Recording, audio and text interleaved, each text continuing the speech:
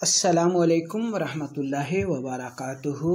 मैं हूं आपका तबीब हकीम लियाकत अली खिची और आप देख रहे हैं हमारा यूट्यूब चैनल तिब की दुनिया मुफीद अज़ा के साथ। और आज का हमारा टॉपिक है दायमी कब्ज़ का मुस्तकिल इलाज, और वो भी घर के बावर्ची खाने से।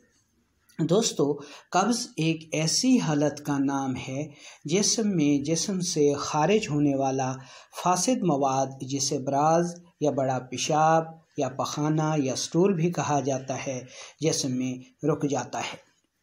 ऐसी सूरत में जब कब्ज़ हो जाती है तो पखाना के साथ जो जहरीले मादे अखराज पाते हैं, कब्ज़ की सूरत में ये जहरीले मादे जिस्म में रुक कर जहरीले अमराज पैदा कर देते हैं। इसलिए कब्ज़ को अमराज की माँ भी कहा जाता है। इन अमराज में खांसी हो गई, सांस की तंगी हो गई, इसके अलावा ख़ारिश हो गई, यानी जब कब्ज़ होती है तो ख़ारिश शुरू हो जाती है और इसका जितना भी इलाज किया जाए ये ख़ारिश दूर नहीं होती। इसके अलावा यूरिक एसिड बढ़ जाता है, जोड़ों के दर्द शुरू हो जाते हैं, ये भी कब्ज़ की वजह से एक बड़ा मसला है। जितने भी अद्वियात इस्तेमाल कर लें ये दर्द दूर नहीं होते। इसके अलावा हेपेटाइटिस भी कब्ज़ की वजह से होने वाला एक बड़ा मर्ज़ है। इसके अलावा यूरिया का बढ़ जाना, क्रिएटिनिन का बढ़ जाना, यूरिया और क्रिएटिनिन के बढ़ने की वजह से हमारे गुर्दे शदीद मुतासर होते हैं और फेल भी हो सकते हैं।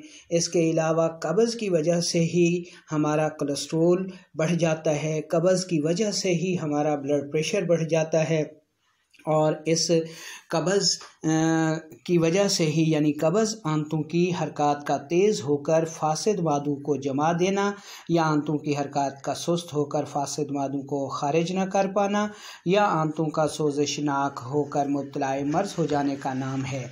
अगर ये सारी सूरत हाल दूर ना हो सके, कब्ज़ दूर ना हो सके, तो इसी को दायमी कब्ज़ कहा जाता है।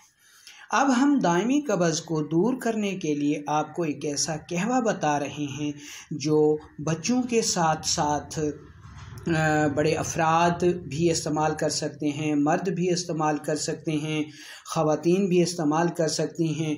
यानी ख़वातीन के लिए भी ये कहवा बेहद मुफीद है। ख़वातीन वो चाहे हैज़ की हालत में हों, या फिर बूढ़े अफराद हो गए, या फिर वो ख़वातीन जो हामला हैं, उनके लिए भी ये कहवा बेहद मुफीद साबित होता है।